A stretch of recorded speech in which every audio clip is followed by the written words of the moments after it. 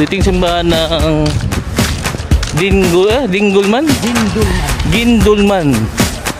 So ito mga ko ano. 1881. Ah, medyo bago to kaysa doon. Oo, bago. 100 years ang nakalipas. May bago na lang. 1881 ginawa hanggang 1950 itong simbahan na to. So mas bago siya kaysa doong may kampanaryo. So dahil siguro yung kampanaryo ng panahon na yun 100 years yung pagitan nila, kasi 17th century to 18th century andito yung Kastila, no? Isang dekada nila tayong sinakop mga kakuha, no? So bago na ito. Yan, bago na yan. Ito yung luma, itong simbahan na to. So ito yung simbahan ng Gindulman, no? Pinaka main na simbahan ng Gindulman. So tingnan natin ang malayuan. Ayan yung simbahan ng Gindulman. So napakaganda, no? Pero yung lumang simbahan na mas luma pa dyan ay nasira, yung castle, no? Yun yung castle. So pare-pareho sila ng history ng Cebu, ito Bohol, Osamis, Cotabato. Sinakop sila ng, may mga kastilyo sila, may mga castle ng dun sa Ilocos, no? So ganito yung mga simbahan nila mga kuha. Ayos.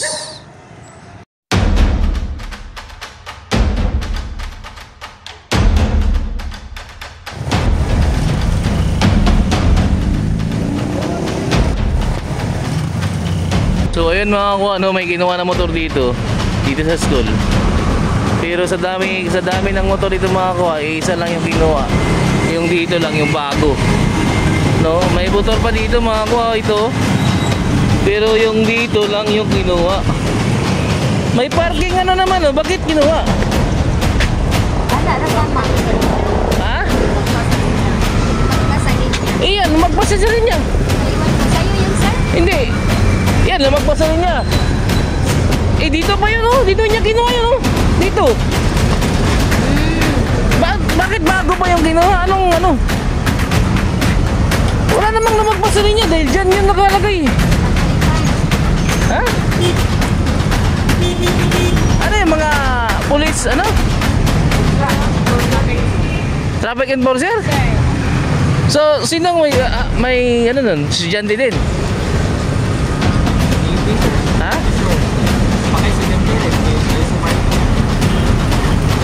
Kasi kung magbasa rin niya, dapat yun ang ginawa nila. Yun. Di ba? Bakit sa dami dito? Bakit bago na yung bago pang ginawa? Bagong motor yun eh. Oo, kabantay na ng nana. Bagong exam rin? Ha? Eh, tinan mo mga kuha, ito, hindi nila kinuha. Pero yung nandito, yun yung kinuha. No? Bagong exam rin. Katabi nitong motor na to, ito. Dito. Wawa naman yung estudyante na yun. Dito yan mga kuha. Anong bayan nga ito? Tagbilaran? Tagbilaran, pulpul na mga traffic enforcer yon, malamang.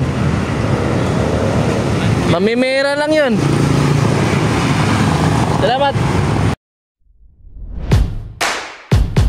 So ito mga kuha, no? Papunta tayo ng Tubigon, pero via Talibon, via Tubigon ang sasakyan natin. So doon tayo pumunta dito sa Bohol, Tubigon. Yes, sakay na tayo. So yes.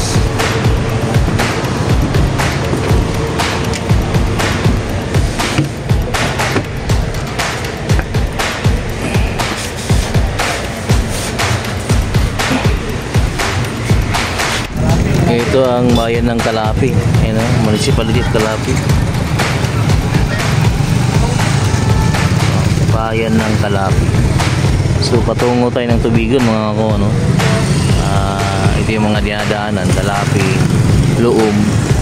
Luum muna, Kalapi, So ito yung bayan nila. Malinis yung bayan nila. Tulad din ng ano, na Gindulman. Walang basura makakuha. Talagang basura nahulog sa daan. So nasa Kalapi na tayo makakuha. Ito naman yung Pook Occidental makakuha, no? So malinis din, wala rin mga basura. Pero dumaan ito sa lindol makakuha, matinding lindol. Sunod-sunod din yung kabahayan, no? At progresibong bayan ito makakuha.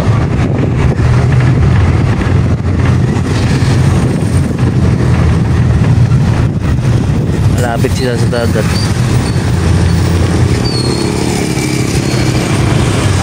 Traffic.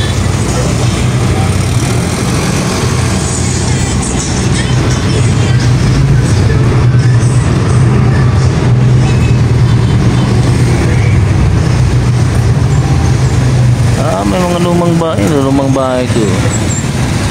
Mga 1980s na bayan. So okay rin pala rin dito. So nasa Tubigon natin makakuha, no? Ito yung statue nila ito. Commonwealth of the Philippines, no?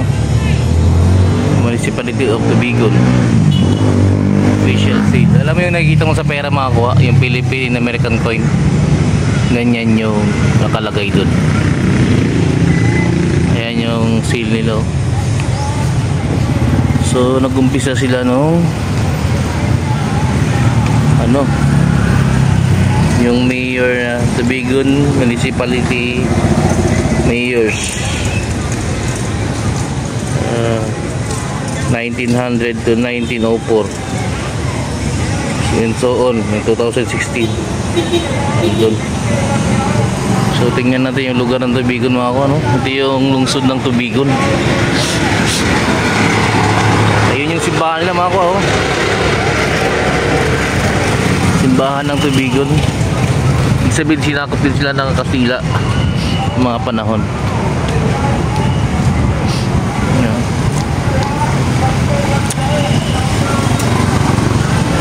Lakad muna tayo bago naghihintay ng ano, ng sundo.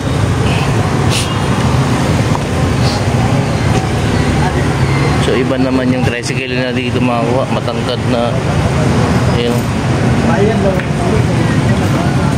Ayan yung tricycle nila dito. So yan yung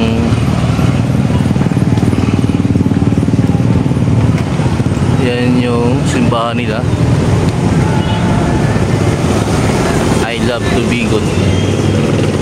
Ng klaseng tricycle.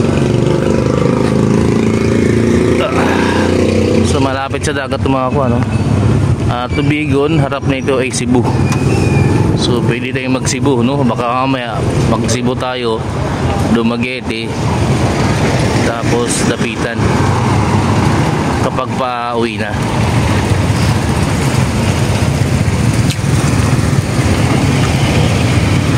Ayos! So ito mga kuha, no? Dito tayo sa Version Building. So dito kami magpapagabi. So, dito to makikita sa Tubigon mga kuha kapag pupunta kayo. Tanong nyo lang yung Version Building at pwede kayo mag-rent dito by room. Magkano by room dito, ma'am? 1-2 per night, no? So 1-2 per night na napakaganda na.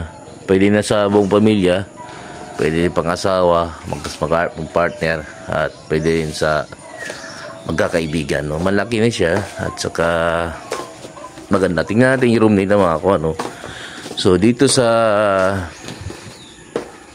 Tubigon ay napakalinis, maayos yung bayan nila, hindi katulad ng Tagbilaran, no? Hindi mo maiiwan ang motor mo doon, nanakawin nila. So dito sa Tubigon ay parang maayos, maayos talaga yung bayan nila.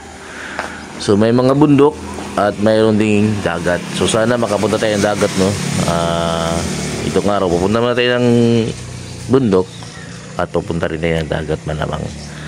So tingnan natin yung room niya ng ano to. So dito kami natulog. No.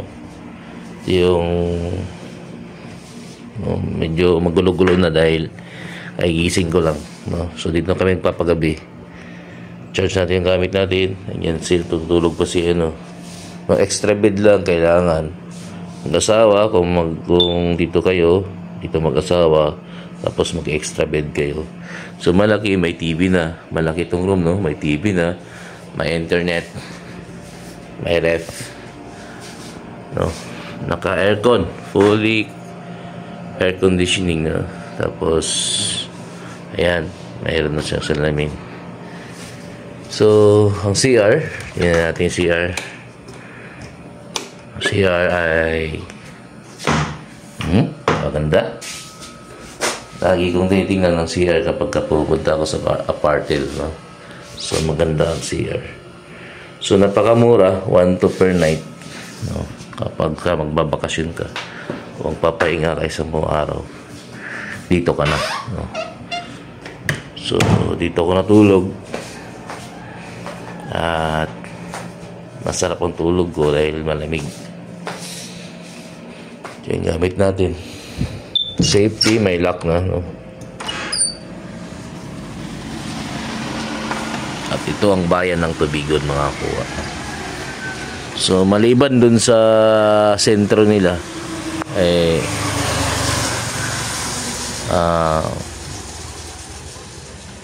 may mga ganito rin sila, mga apartel na pwede mong mapagpahingaan. Yun mga ko, no? Kaya gising ko lang. So dito na kami nagpagabi. So mayroon pa akong pupuntahan. Sa mga taga Tubigon dyan, no? Shout out sa inyo. At shout out din sa mga kasama ko dun sa Gindulman, no? Lalo na rin sa mga kasama ko dun. So, masaya silang kasama, mababait, malinis yung lugar nila, mga ko. Katulad din dito sa Tubigon. Ang ayaw ko lang dun sa Tagbilaran, no? Malinis yun, no? Ang person ko dun kasi may kasibayan tayo, person is the last, no? So ang dun sa Tubigon ay sa Tagbilaran, malinis naman kasi syudad siya, no? Napakalinis ng area. Ang problema nga lang dun, nung habang nakatayo ako dun, ganun pala sa Tagbilaran, kinukuha lang yung motor kahit nasa parking, no? So sa experience ko, sabi ko talaga na hindi ako magdadala ng motor pag dito sa Tagbilaran. Kasi halimbawa pala, pupunta ka ng may bibilin ka, halimbawa establishment to, no? 7-Eleven, di ba may parking yun, no? So papasok ka sa loob, may bibilin ka, pagbalik mo wala na yung motor mo, no? So yun ang napansin ko sa mga Tagbilaran. Pero hindi ko lahat inaano ang Tagbilaran na. Yun na yung first and person ko dun sa Tagbilaran. Alam ko naman yung mga tao dyan mababait, maasikaso, malinis yung lugar, lalo na yung ina ng bayan nila, no? Napagaling nila yan, no? Na-awardan ngayon sila na isa sa mga pinaka peaceful na lugar.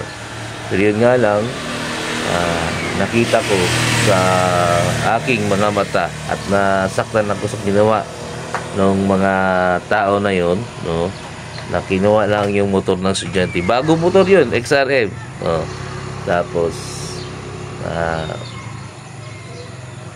kinuha lang ng basta-basta na wala man lang, diba, pasintabi kahit dun sa school, no? So wala, sa tingin ko walang violation yung bata kasi pinakay niya ng maayos yung motor niya. At maraming motor dun makakuha. Kung lahat yung nagka-violation, dapat lahat yun kinording nila, tinuri nila. Hindi yung kukunin lang yung mabilisang kinuha yung XRM na gray, kinarga, bago pang pinili, tapos yun, sinibat na. Diba? Kung ako ang may-ari ng motor mo, malamang mangingiyak-ngiyak ako at saka hindi ko alam kung nakarnap ba yung motor ko o ano nangyari dun sa motor ko. So yun ang ayaw ko dun sa Tagbilaran. So baybayan nyo pa mga kuha, marami pa akong papuntahan ito na lugar. Baka mag-Cebu ako, mga taga Cebu dyan, no? O taga Bohol muna. Mag-ikot-ikot pa ako rito sa area ninyo kasi meron pa akong mga hinahanap. So, sa Cebu, baka mag-Cebu ako. Tapos baka magdaan din ako dun sa kung saan kinulong si Jose Rizal, no? Sa Dapitan. May mga pinsan ako dun, baka daanan ko na din.